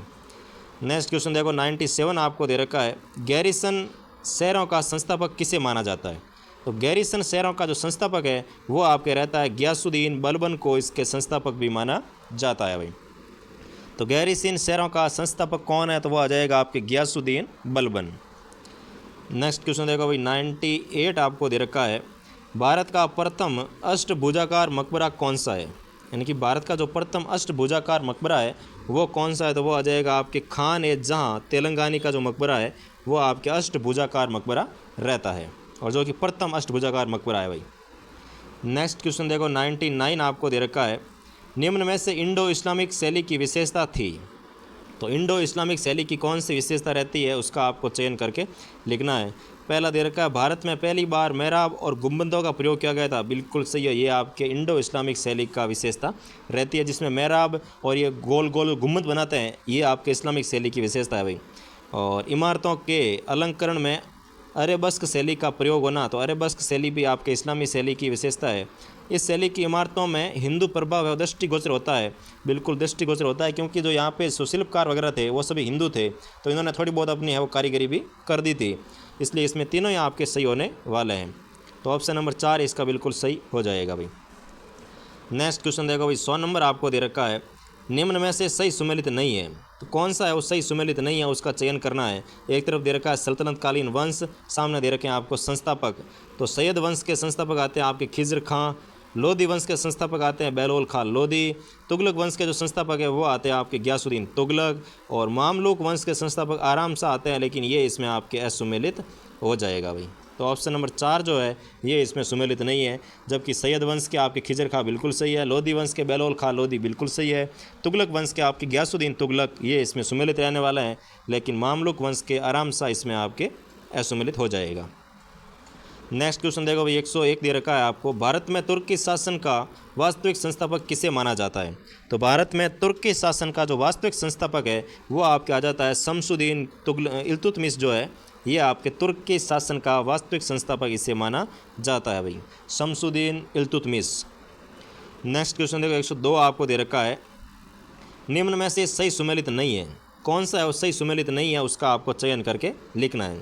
तो ताज उल मासिर, तो ये आपका आता है हसन निज़ामी, अदब उल हर्ब तो मीर मासूम, ये आपके इसमें सुमेलित नहीं है। रहला आपके आ जाता है इब्न बतूता, फतवा ए जहांदारी ज़ियाउद्दीन बरनी, लेकिन दूसरा जो है ये इसमें आपकी सुमेलित नहीं रहने वाला है। 103 आपको दे रखा है महमूद गोरी की मृत्यु के बाद कुतुबुद्दीन ऐबक ने हिंदुस्तान की बागडोर अपने हाथ में लेकर के किसे अपनी राजधानी बनाया था? तो जैसे ही महमूद गौरी की मृत्यु हुई तो उसका जो गुलाम था कुतुबुद्दीन ऐबक, उसने हिंदुस्तान की बागडोर अपने हाथ में लेकर के इसने लाहौर को है वो अपनी राजधानी बनाया था भाई। तो इसमें आपका आ जाएगा लाहौर। नेक्स्ट क्वेश्चन देखो 104 आपको दे रखा है। किस इतिहासकार ने रजिया सुल्तान को अपने सभी भाइयों से सक्षम व योग्य बताया? यानी कि कौन सा इतिहासकार था जिसने कहा कि जो रजिया सुल्तान है वो अपने सभी नाकारा भाइयों की अपेक्षा सबसे सक्षम है और राजा बनने के योग्य भी है? तो ये कहने वाला इतिहासकार कौन था? तो वो आ जाएगा आपके मिनहाज ए सिराज जो है, इन्होंने ये कहा था भाई, रजिया सुल्तान के पक्ष में बात कही थी। नेक्स्ट क्वेश्चन देखो 105 आपको दे रखा है। अलाउद्दीन खिलजी के देवगिरी अभियान का नेतृत्व किसने किया था? तो अलाउद्दीन खिलजी के जो देवगिरी अभियान का नेतृत्व है ये करने वाले आपके आते हैं मलिक काफूर के द्वारा इसका नेतृत्व किया गया था। नेक्स्ट क्वेश्चन देखो 106 आपको दे रखा है। सिकंदर लोदी ने किस वर्ष आगरा नगर की स्थापना की थी? तो सिकंदर लोदी ने कौन से वर्ष में आगरा नगर की स्थापना की थी? तो वो आपके आ जाएगा 1504 ईस्वी के अंदर सिकंदर लोदी ने आगरा की स्थापना की थी भाई। नेक्स्ट क्वेश्चन देखो 107 आपको दे रखा है। बाबर द्वारा लड़े गए युद्धों का सही कालक्रम है, यानी कि बाबर ने जो अपने जीवन काल में युद्ध लड़े थे उनका सही कालक्रम कौन सा रहता है उसका आपको चयन करना है। तो सबसे पहले आता है बयाना, उसके बाद खानवा, उसके बाद चंदेरी, उसके बाद गागरा। यानी कि ये जो आपको युद्ध दे रखे हैं ये बिल्कुल आपको सही कालक्रम के अनुसार दे रखे हैं भाई। तो 107 का ऑप्शन नंबर 3 बिल्कुल आपके करेक्ट हो जाएगा। नेक्स्ट क्वेश्चन देखो 108 आपको दे रखा है। तुज़ुक ए बाबरी में बाबर ने किन चित्रकारों का उल्लेख किया था? तो तुज़ुक ए बाबरी के अंदर बाबर ने किन चित्रकारों का उल्लेख किया था? तो वो आपके आ जाएगा बिहज़ाद एवं शाह मुजफ्फर जो है, इनका इसने चित्रकारों का उल्लेख भी तुज़ुक ए बाबरी के अंदर किया गया था भाई। तो बिहज़ाद व शाह मुजफ्फर। नेक्स्ट क्वेश्चन देखो 109 आपको दे रखा है। हुमायूं तथा शेरशाह सूरी के मध्य चौसा का युद्ध कब लड़ा गया था? यानी कि हुमायूं और जो शेरशाह सूरी है इनके मध्य जो चौसा का युद्ध लड़ा गया था ये कब लड़ा गया? तो वो आ जाएगा आपके 26 जून 1539 को ये युद्ध लड़ा गया था, चौसा का युद्ध 26 जून 1539 के अंदर हुमायूं और शेरशाह सूरी के मध्य। नेक्स्ट क्वेश्चन देखो भाई 110 आपको दे रखा है। निम्न में से शेरशाह सूरी द्वारा निर्मित स्थापत्य है? तो शेरशाह सूरी के द्वारा स्थापित किए गए कौन कौन से स्थापत्य रहते हैं? तो वो इसमें आपके आ जाएगा, एक तो किला, एक कूना मस्जिद का निर्माण शेरशाह सूरी के द्वारा करवाया गया था, और एक आता है आपके रोहतांसगढ़ जो किला है इसका निर्माण भी आपके शेरशाह सूरी ने करवाया था, लेकिन बाग ए नीलोफर जो है इसकी आपके निर्माण है वो शेरशाह सूरी ने नहीं करवाया था। तो सही उत्तर का चयन आपके आ जाएगा ए और बी, यानी कि ऑप्शन नंबर 2 जो है वो इसमें आपके बिल्कुल करेक्ट हो जाएगा भाई। 11 आपको दे रखा है। अकबर की धार्मिक सामाजिक नीति के संबंध में सही सुमेलित नहीं है, यानी कि जो अकबर की धार्मिक नीतियाँ थी उसके संबंध में कौन सा है वो सही सुमेलित नहीं है, उसका आपको चयन करके लिखना है। तो जजिया कर की समाप्ति जो है वो आपकी होती है 1564 ईस्वी के अंदर, बिल्कुल सही है। यानी कि जजिया कर क्या होता है कि जैसे कोई जैसे गैर मुसलमान है तो उस पर जो कर लगाते हैं उसे कहते हैं जजिया कर, और ये कर समाप्त कर दिया था 1564 के अंदर, ठीक है ना। इसके बाद दे रखा आपको दास प्रथा का पूर्ण प्रतिबंध, तो ये आपके 1579 के अंदर इसको पूर्ण प्रतिबंधित नहीं किया गया था, तो ये इसमें आपके सुमेलित नहीं रहने वाला। और देशशाला प्रणाली का आरंभ 1580 में, बिल्कुल सही है। और तीर्थ यात्रा कर की समाप्ति 1563 के अंदर तीर्थ यात्रा की जो कर की समाप्ति है वो कर दी गई थी, तो इसमें आपके ऑप्शन नंबर 2 जो है ये इसमें आपके सुमेलित नहीं रहने वाले हुई। नेक्स्ट क्वेश्चन देखो 112 आपको दे रखा है। अकबर स्थापत्य के संबंध में निम्न में से असत्य कथन है? तो अकबर स्थापत्य के बारे में कुछ कथन दे रखे हैं आपको, और आपको बताना है कि इसमें से कौन सा कथन असत्य रहने वाला है। पहला दे रखा है आपको कि शेख सलीम चिश्ती का मकबरा नक्काशीदार जालियों के लिए प्रसिद्ध है, बिल्कुल सही है कि जो शेख सलीम चिश्ती है इनका जो मकबरा है वो नक्काशीदार जालियों के लिए बहुत ज़्यादा फेमस है भाई।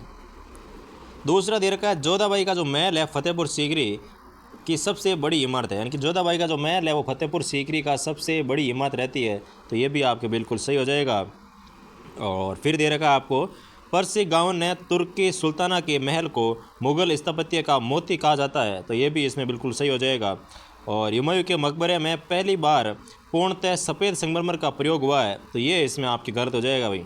तो ऑप्शन नंबर 4 जो है ये इसमें आपके सुमेलित नहीं होने वाला। यानी कि असत्य कथन हो जाएगा ऑप्शन नंबर 4। नेक्स्ट क्वेश्चन देखो भाई 113 आपको दे रखा है, अकबर ने किसे सीरी कलम की उपाधि प्रदान की थी। तो अकबर ने किसको सीरी कलम की उपाधि दी थी, तो वह आपके आ जाएगा इसमें अब्दू रसमद को इसकी उपाधि दी गई थी भाई। अब्दुस समद जो है इनको अकबर ने सीरी कलम की उपाधि भी दी थी। नेक्स्ट क्वेश्चन देखो भाई 114 आपको दे रखा है, निम्न कथनों पर विचार कीजिए।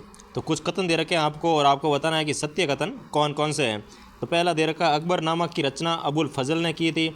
तो इसमें बिल्कुल आपके सही हो जाएगा कि अकबर नामा जो है इसकी रचना अबुल फजल के द्वारा की गई थी।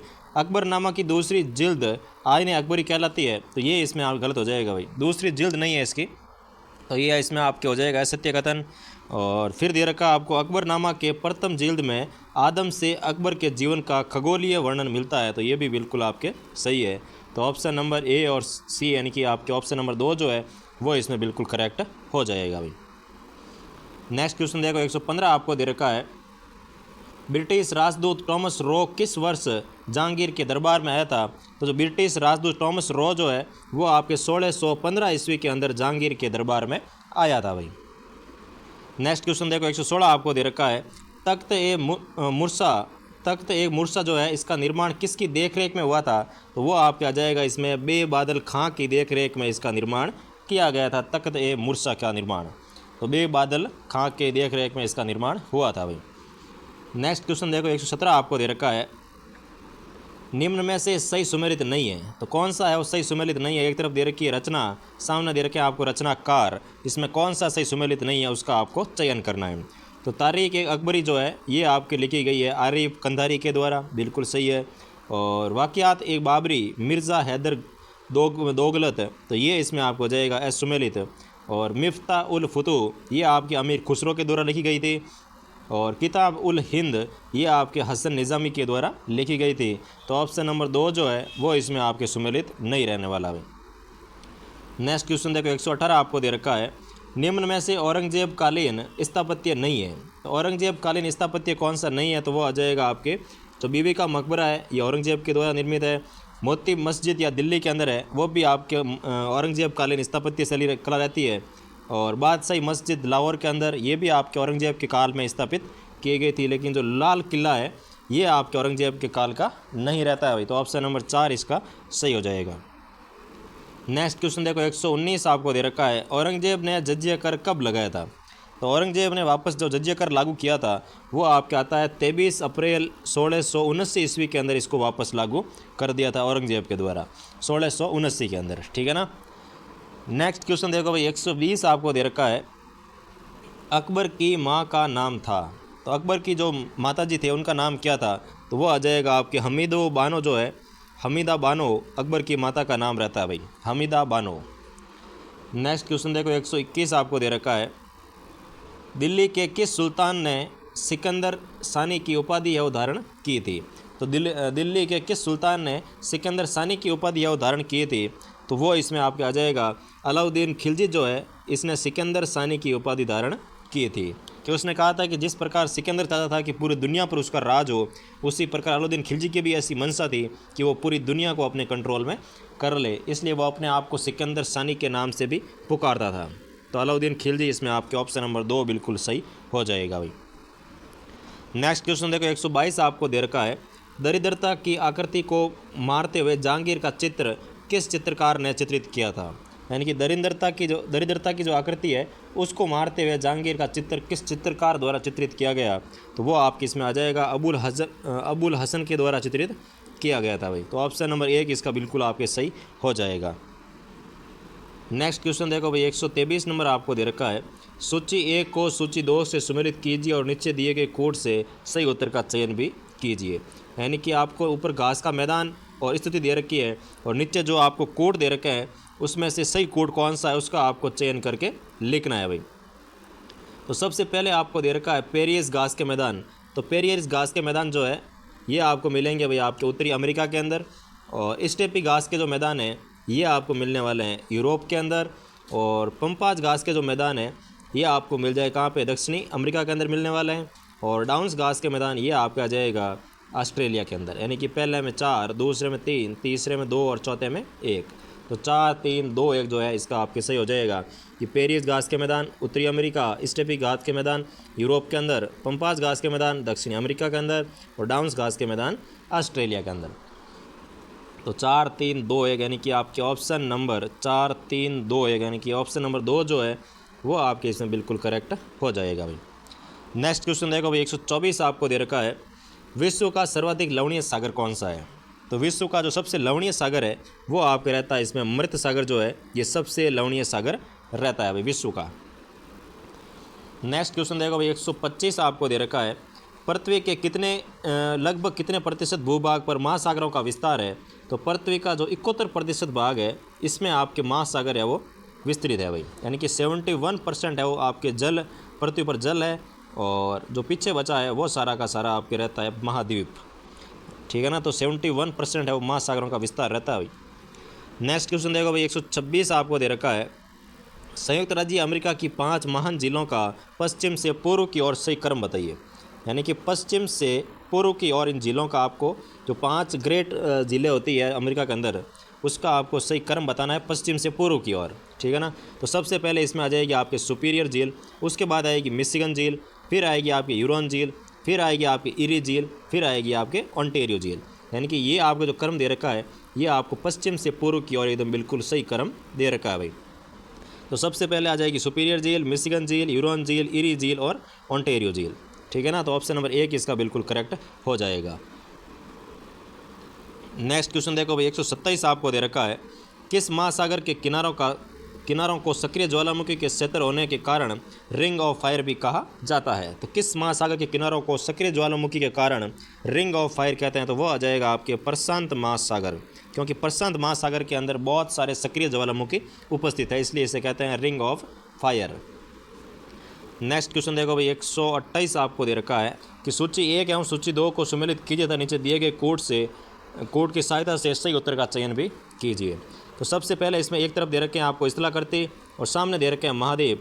तो कौन से इस्लाकर्ती कौन से महाद्वीप में स्थित है वो आपको इसमें सम्मिलित करके नीचे दिए गए कोड को चयन करना है। तो सबसे पहले दे रखा आपको एकांगुआ, तो एकांगुआ आ जाएगा आपके दक्षिणी अमेरिका के अंदर, यानी कि पहले में आ जाएगा 4। फिर दे रखा मेसोटो, तो मेसोटो आपके इसमें आ जाएगा यूरोप के अंदर स्थित, यानी कि 3 नंबर। फिर दे रखा आपके सेरेनगेटी जो मैदान है ये आपका आ जाएगा अफ्रीका के अंदर स्थित है भाई। सेरेनगेटी जो मैदान है वो आपके अफ्रीका महाद्वीप के अंदर स्थित रहता है, यानी कि 2 नंबर। फिर दे रखा है गिब्सन डेजर्ट, तो गिब्सन डेजर्ट जो है ये आपको मिलेगा ऑस्ट्रेलिया के अंदर, यानी कि 1 नंबर। तो 4, 3, 2, 1 यानी कि ऑप्शन नंबर 4 जो है वो आपके बिल्कुल करेक्ट हो जाएगा भाई। नेक्स्ट क्वेश्चन देखो भाई 129 आपको दे रखा है, तस्मान सागर किसके मध्य अवस्थित है? तो तस्मान सागर जो है ये आपको मिलेगा ऑस्ट्रेलिया और न्यूजीलैंड के मध्य जो सागर है इसे तस्मान सागर के नाम से भी जाना जाता है। तो ऑप्शन नंबर 2 इसका बिल्कुल करेक्ट हो जाएगा भाई। नेक्स्ट क्वेश्चन देखो 130 आपको दे रखा है, विश्व के महासागरों का क्षेत्रफल की दृष्टि से सही अवरोही क्रम में व्यवस्थित कीजिए। अवरोही क्रम का मतलब है कि छोटा जो क्षेत्रफल है बड़ा क्षेत्रफल सबसे पहले आएगा, फिर उससे छोटा, फिर उससे छोटा, फिर उससे छोटा, फिर सबसे छोटा। तो इस अकॉर्डिंग आपको इस क्रम में व्यवस्थित करके लिखना है, यानी कि घटते हुए क्रम में लिखना है। तो वो आपके इसमें आ जाएगा। देखो सबसे पहले जो सबसे बड़ा महासागर है वो आपके कौन सा रहने वाला है? तो वो आ जाएगा प्रशांत महासागर, ठीक है ना। तो सबसे पहले आ जाएगा बी, उसके बाद आपके रहने वाला अटलांटिक महासागर यानी कि डी, और इसके बाद आ जाएगा हिंद महासागर यानी कि सी, फिर आ जाएगा आपके आर्कटिक महासागर यानी कि ए। तो बी, डी, सी, ए यानी कि ऑप्शन नंबर 3 जो है ये इसमें आपके बिल्कुल करेक्ट हो जाएगा। नेक्स्ट देखो भाई 131 आपको दे रखा है, चैलेंजर कटक स्थित है। तो चैलेंजर कटक जो है ये आपके स्थित है दक्षिणी अटलांटिक महासागर के अंदर स्थित रहती है भाई। नेक्स्ट क्वेश्चन देखो 132 आपको दे रखा है, यूरोप महाद्वीप के संदर्भ में निम्नलिखित वक्तव्यों पर विचार कीजिए और असत्य कथन की पहचान भी करनी है आपको, असत्य कथन की पहचान करनी है, ठीक है ना। तो यूरोप महाद्वीप के बारे में कुछ कथन दे रखे हैं। देखो पहला कथन दे रखा है, इसे प्रायद्वीपों का महाद्वीप भी कहते हैं, यानी कि प्रायद्वीपों का जो महाद्वीप है इसे यूरोप महाद्वीप कहते हैं, बिल्कुल सही है। दूसरा दे रखा है, डेनमार्क जल संधि ग्रीनलैंड को आइसलैंड से अलग करती है, बिल्कुल सही है भाई। जो डेनमार्क जल संधि है ये आपके ग्रीनलैंड को आइसलैंड से अलग करती है। कील नहर उत्तरी सागर को बाल्टिक सागर से जोड़ती है, बिल्कुल सही है भाई। जो कील नहर है वो आपके उत्तरी सागर को बाल्टिक सागर से जोड़ती है। और स्वीडन को फ्योर्ड तटों का देश भी कहते हैं, तो ये आपके इसमें गलत हो जाएगा भाई। ठीक है ना। ये स्वीडन को फ्योर्ड तटों का देश नहीं कहते हैं। आपको कमेंट करके बताना है कि फ्योर्ड तटों का देश है वो किसे कहा जाता है, ठीक है ना। तो ऑप्शन नंबर 4 जो है ये इसमें आपके असत्य हो जाएगा। नेक्स्ट क्वेश्चन देखो, ब्लैक करंट के रूप में किस धारा को जाना जाता है, यानी कि जो ब्लैक करंट है इस रूप से किस धारा को जाना जाता है, तो वो आपके इसमें आ जाएगी क्यूरोसिवो जो जल धारा है, इसको कहते हैं ब्लैक करंट के नाम से भी जाना जाता है भाई। नेक्स्ट क्वेश्चन देखो 134 आपको दे रखा है, महासागरीय धाराओं की उत्पत्ति करने वाले प्रमुख कारक है। तो महासागरीय धाराओं की जो उत्पत्ति करने वाले प्रमुख कारक है उनका चयन करके सही उत्तर का चयन भी आपको करना है। तो सबसे पहले आ जाएगा आपके ग्रहीय पवने, फिर आ जाएगी आपके महासागरीय जल के तापमान में अंतर, फिर आ जाएगी आपके महासागरीय जल की लवणता में अंतर। तो ये सभी इसमें आपके रहने वाले हैं भाई। तो ऑप्शन नंबर आपके आ जाएगा पहला, इसमें बिल्कुल सही हो जाएगा भाई। 135 आपको दे रखा है, विश्व में सर्वाधिक जवार परास लगभग 16 मीटर पाया जाता है। तो ये कहाँ पर पाया जाता है सबसे ज़्यादा परास, तो वो इसमें आपके आ जाएगा फंडी की खाड़ी जो कनाडा के अंदर है, ये सबसे बड़ा परास है और 16 मीटर का रहता है जवार ये परास। नेक्स्ट क्वेश्चन देखो भाई, ये रखा आपको, सूर्य का जवार उत्पादन बल है, तो चंद्रमा की तुलना में इसका जो जवारीय उत्पादन बल है वो आधा होता है, यानी कि चंद्रमा की तुलना में लगभग आधा मात्र होता है। नेक्स्ट क्वेश्चन देखो 137 आपको दे रखा है, निम्नलिखित में से असत्य कथन है। तो निम्नलिखित में से असत्य कथन कौन सा, उसका आपको चयन करके लिखना है। तो इसमें पहला ही दे रखा है, महासागरीय धारा को वॉट में मापा जाता है। तो ये इसमें आपके पहला ही गलत हो गया भाई, क्योंकि महासागरीय धाराओं को वॉट में नहीं मापा जाता। नेक्स्ट क्वेश्चन देखो 138 दे रखा है आपको, ग्रांड बैंक जिसके संगम से लाभान्वित होता है वह है। तो इसमें जो ग्रांड बैंक है इसमें आपके लैब्राडोर धारा और गल्फ स्ट्रीम जब आकर के मिलती है तो यहाँ पे मछलियों की वो भरमार हो जाती है भाई, इसलिए इसको ग्रांड बैंक के नाम से भी जाना जाता है। नेक्स्ट क्वेश्चन देखो 139 आपको दे रखा है, निम्न में से कौन से कारक युग्म पृथ्वी के महासागरीय तल पर दो प्रत्यक्ष जवारों के मध्य 52 मिनट में विलंब हेतु उत्तरदायी है। तो वो आपका आ जाएगा पृथ्वी का घूर्णन और इसमें आ जाएगा चंद्रमा का परिक्रमण, यानी कि ए और डी जो है वो इसमें आपके उत्तरदायी रहने वाला है भाई। नेक्स्ट क्वेश्चन देखो 140 आपको दे रखा है, निम्नलिखित में से गर्म जलधारा नहीं है। कौन सी जलधारा है जो गर्म नहीं है, तो इसमें एक तो आ रखी है आपको पेरू है, ठंडी जलधारा है, और जो फॉकलैंड है ये भी आपको ठंडी जलधारा रहती है। तो इसमें आ जाएगा केवल बी व केवल डी, यानी कि ऑप्शन नंबर 2 जो है वो इसमें बिल्कुल सही हो जाएगा भाई। नेक्स्ट क्वेश्चन देखो 137 वापस आ गया, तो देखो 141 देखना है, ये रहा भाई 141, दक्षिणी अमेरिका महाद्वीप का दक्षिणतम बिंदु है। तो दक्षिणी अमेरिका का जो सबसे दक्षिणतम बिंदु है वो आपके इसमें रहता है कैप हॉर्न जो है, ये इसका सबसे दक्षिणतम बिंदु रहने वाला है। नेक्स्ट क्वेश्चन देखो भाई 142 आपको दे रखा है, सूची 1 को सूची 2 से सुमेलित कीजिए और नीचे दिए गए कोड से सही उत्तर का चयन भी कीजिए। एक तरफ दे रखी है महासागरीय धाराएं, सामने दे रखी है महासागर का नाम। तो इसमें सबसे पहली धारा दे रखी है अगुलास धारा, तो ये आपके इसमें संबंधित रहने वाली है। सबसे पहले किससे आ जाएगी, दक्षिणी हिंद महासागर से संबंधित रहने वाली है भाई। दूसरी दे रखी है हम्बोल्ट धारा, तो हम्बोल्ट धारा का संबंध रहता है आपके दक्षिणी प्रशांत महासागर से, यानी कि पहले में 1, दूसरे में 4। तीसरा दे रखा अलास्का धारा, तो अलास्का धारा का संबंध आता है आपके उत्तरी प्रशांत महासागर, यानी कि तीसरे में 3। और बेंगुला धारा, तो बेंगुला धारा का संबंध आ जाएगा आपके दक्षिणी अंध महासागर, यानी कि 2। तो 4, 1, 4, 3, 2, यानी कि ऑप्शन नंबर 4 जो है ये इसमें आपके बिल्कुल सही हो जाएगा। नेक्स्ट क्वेश्चन देखो 143 आपको दे रखा है, गर्म महासागरीय धारा निम्न व मध्य अक्षांशों में बहती है। तो गर्म महासागरीय जो धारा है वो निम्न व मध्य अक्षांशों में बहती है, तो वो आ जाएगा आपके महाद्वीपों के पूर्वी तट पर बहती है भाई। महाद्वीपों के पूर्वी तट पर गर्म जल धारा है वो निम्न व मध्य अक्षांशों में बहती है। नेक्स्ट क्वेश्चन देखो 144 आपको दे रखा है, निम्नलिखित कारकों पर विचार कीजिए। इन कुछ कारक दे रखे हैं, इस पर आपको विचार करना है और वृहत मत्स्यन के लिए इसमें से आवश्यक है। तो सबसे पहला कारक आपको दे रखा है शीतल व गर्म जल धारा का मिलन होना चाहिए, यानी कि भाई सर्वाधिक अगर मछलियों को आकर्षित करना है तो वहाँ पर है वो किस चीज़ का संगम होना चाहिए। तो एक तो पहला कारक दे रखा है शीतल जल धारा और गर्म जल धारा का अगर सुमेल संगम होगा तो वहाँ पर आपको मछलियाँ भरपूर मात्रा में मिलने वाली है। दूसरा दे रखा है महासागरीय जलों में उथली गहराई, यानी कि महासागरीय जलों की जो गहराई होती है ये इसमें उथली गहराई होनी चाहिए। और मत्स्यन पतनों की समीपता, यानी कि मत्स्यन जो पतन है इसकी समीपता होनी चाहिए, तो ये इसमें आप गलत आ जाएगा, समीपता नहीं होनी चाहिए भाई। और वहनशील प्लेटनों की प्रचुरता होनी चाहिए, ये भी सही है, यानी कि ए, बी और डी इसमें सही हो जाएगा। तो ऑप्शन नंबर 4 जो है ये इसका आपके राइट आंसर होने वाला है। नेक्स्ट क्वेश्चन देखो, 145 आपको दे रखा है, ज्वार भाटा की उत्पत्ति संबंधित गतिक सिद्धांत किसने प्रतिपादित किया था। तो ज्वार भाटा की जो उत्पत्ति संबंधी जो गतिक सिद्धांत है इसको किसने प्रतिपादित किया था, तो वो आपका आ जाएगा इसमें लाप्लास के द्वारा प्रतिपादित किया गया था भाई। नेक्स्ट क्वेश्चन देखो, 146 आपको दे रखा है, विशेष रूप से अमावस्या और पूर्णमासी के समय के आसपास होने वाले उच्च और निम्न ज्वार क्या कहलाते हैं। यानी कि विशेष रूप से जो अमावस्या और पूर्णमासी के समय आसपास होने वाले जो उच्च और निम्न ज्वार होते हैं उन्हें किस नाम से जानते हैं, तो वो आ जाएगा आपके वृहत ज्वार के नाम से इसको जानते हैं भाई, वृहत ज्वार। नेक्स्ट क्वेश्चन देखो, 147 आपको दे रखा है, सामान्यतः दीर्घ ज्वार और लघु ज्वार के मध्य डैश डैश डैश का अंतराल होता है, तो कितने घंटे या फिर कितने दिनों का अंतराल होता है, तो वो आपके इसमें आ जाएगा 7 दिन के अंतराल होता है भाई। दीर्घ ज्वार और लघु ज्वार के मध्य वो 7 दिन का अंतराल होता है। नेक्स्ट क्वेश्चन देखो, 148 आपको दे रखा है, उच्च ज्वार तथा निम्न ज्वार के बीच जल स्तर में औसत अंतर होता है। औसत अंतर को कहा जाता है, मतलब जो उच्च ज्वार होती है और निम्न ज्वार होती है इसके बीच का जो जल स्तर होता है इसके औसत अंतर को किस नाम से जानते हैं, तो वो आ जाएगी आपके ज्वारीय परास के नाम से भी जाना जाता है भाई। नेक्स्ट क्वेश्चन देखो, 149 नंबर, जब सूर्य, चंद्रमा और पृथ्वी एक सरल रेखा में होता है तो ज्वार होगा। यानी कि जब चंद्रमा है, पृथ्वी है और सूर्य तीनों अगर एक ही रेखा में आ जाते हैं तो उस समय आपको देखने को मिलेगा दीर्घ ज्वार का रूप मिलने वाला है अभी। नेक्स्ट क्वेश्चन और आज का लास्ट क्वेश्चन, और अभी तक अगर आपने चैनल को सब्सक्राइब नहीं किया है तो प्लीज़ जाकर के सब्सक्राइब कर लीजिए। आपको सब्सक्राइब करने में 0.00005 सेकंड लगने वाला है, तो प्लीज़ जाकर के सब्सक्राइब कर दीजिए। 150 नंबर क्वेश्चन आपको दे रखा है कि निम्नलिखित में से कौन सा कथन ज्वार की उत्पत्ति से संबंधित प्रमुख कारण नहीं है।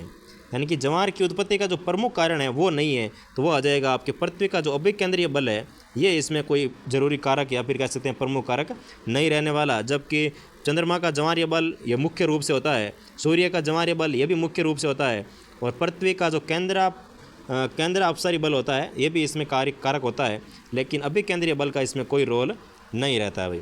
तो 150 का ऑप्शन नंबर 4 बिल्कुल आपके सही हो जाएगा। तो ये था भाई आपके एसएसटी का माइनर टेस्ट नंबर 3 का सॉल्यूशन। कैसा लगा सॉल्यूशन? अगर अच्छा लगा हो तो एक अच्छा सा प्यारा सा कमेंट ज़रूर कर दीजिएगा, और अगर चैनल पर नए हो तो चैनल को सब्सक्राइब करके रखिएगा, क्योंकि इस चैनल पर आपको कलाम अकेडमी के जितने भी ऑफलाइन टेस्ट सीरीज चल रही है उसके पेपर सॉल्यूशन मिलने वाले हैं, ठीक है ना। और आपके कोई भी दोस्त है, भाई बहन है, अगर तैयारी कर रहे हैं रीट की, जैसे रीट लेवल 1 है, रीट लेवल 2 एसएसटी है, रीट लेवल 2 साइंस मैथ है, तो इस सब के पेपर का सॉल्यूशन इस पर मिलने वाला है, तो उनके साथ शेयर कर दीजिएगा ताकि उनका भी थोड़ा बहुत भला हो जाएगा। ओके, फिर मिलते हैं नेक्स्ट क्लास के अंदर। Thank you so much.